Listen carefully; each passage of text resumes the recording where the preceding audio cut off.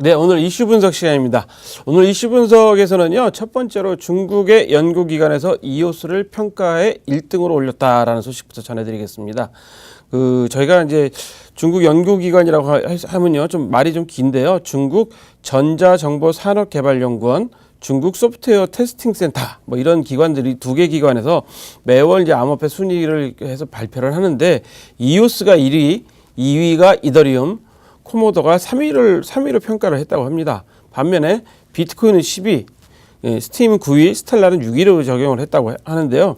원래 지난달 7월에 1위는 이더리움이었었는데 이오스로 이제 바뀌었다고 해요. 근데 이 사람들이 이제 평가하는 기준이 뭐냐면 기술, 그러니까 테크놀로지, 적용 가능성, 애플리케이션, 혁신성, 이노베이션 뭐 이런 걸로 제가 그 영어로 된 걸 평가표를 보니까 이렇게 돼 있는데 이거를 점수화 시켰는데요. 중요한 게 기술 점수에서는 이오스가 104.3점. 근데 비트코인은 절반도 안 되는 46점으로 평가를 했습니다. 그러니까 이분들이 이제 보는 관점이 좀 다를 수도 있다는 걸 보이고요. 두 번째 말은 혁신성. 아주 새로운 혁신에 이제 다가선다에는 비트코인은 40.3점, 이오스는 36.7점. 그러니까 혁신성은 이오스보다는 비트코인이 좀 더 있다라고 이제 지금 현재 평가를 하고 있는 거고요. 그다음에 적용성, 애플리케이션이죠. 이거는 이더리움은 27.4점, 네오는 27.3점.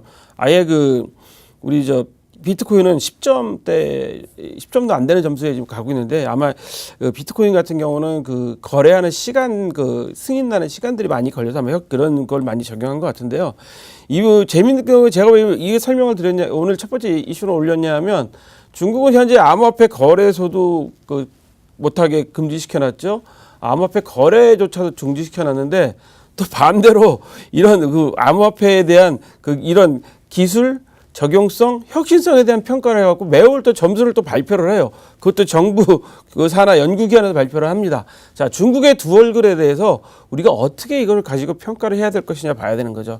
가끔 이제 정치적인 사안이 나올 때마다 또 다른 경제적인 사안이 나올 때마다 중국 사람들의 중국 정부나 중국 사업하시는 분들의 약간의 양면성을 볼 수 있는 점인데 역시 이런 문제도 암호화폐와 관련된 문제도 중국 분들의 사업적인 측면이나 이 추진 측면을 바라볼 수 있는 게 한편으로는 다 못하게 사회주의 국가이기 때문에 못하게 막아놨지만 또 한편으로는 또 이 평가를 해서 점수를 내고 있다는 것은 국민들한테 어떤 메시지를 줄까요?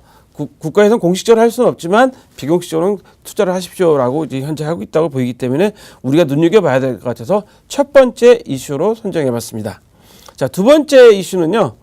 위챗 블록체인이나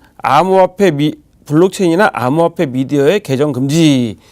두 번째 이슈도 중국 이야기입니다. 제가 첫 번째 중국 연구기관이 이오스를 1위 평가했다는 뉴스를 첫 번째 뉴스로 삼았는데 두 번째는요. 위챗이 중국의 대표적인 메신저 아니겠습니까? 우리나라의 톡 이런데 비슷한 격인데 여기 코인데스크에서 보도한 바에 따르면 암호화폐 전문 매체인 진세, 그러니까 중국의 진세라는 암호화폐 전문 매체에 위챗에서 제공해주는 계정들이 있는데 전부 다 금지시켰다고 그래요.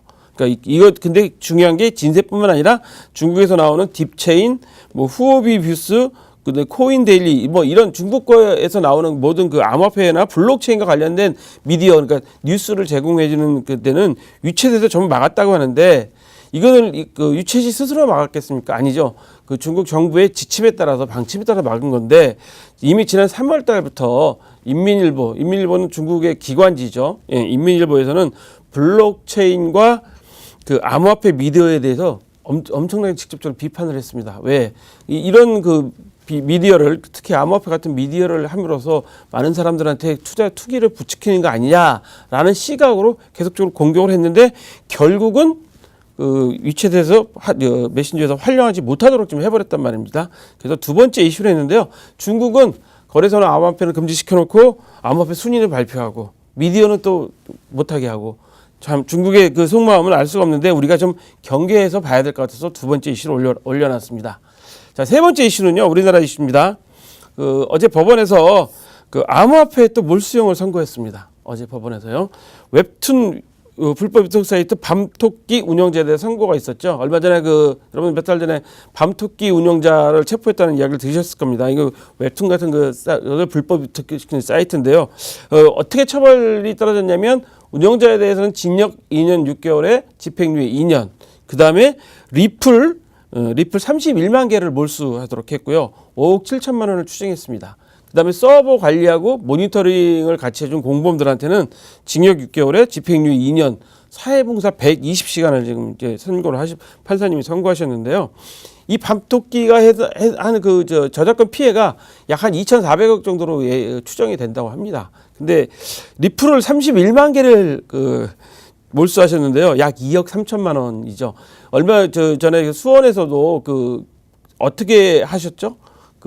우리 비트코인 같은 거를 전부 다 몰수해서 동결, 압류할 수 있다고 했지 않습니까? 그런데 법원은 재산으로 인정해서 계속 몰수하거나 압류를 해주고 있는데 정부는 아직 그런 생각이 없으신 것 같아서 지금 오늘 마지막 세 번째 이슈를 올려놨는데 중국의 두 얼굴과 우리나라의 두 얼굴이죠. 우리나라는 법원에서는 재산으로 인정해주고 있고 정부는 아무것도 인정할 수 없다라는 두 얼굴을 가진데요. 중국은 한쪽에서는 정부에서는 키워주고 한쪽에서는 막고 있고 우리나라 같은 경우는 법원에서는 인정했지만 또 정부에서는 인정해주지 않는 우리나라의 두 얼굴, 중국의 두 얼굴, 어떤 두 얼굴이 우리들한테 도움이 될지 시청자 여러분 그냥 판단해 보시기 바랍니다. 오늘 저희가 준비한 이슈 소식은 여기까지입니다.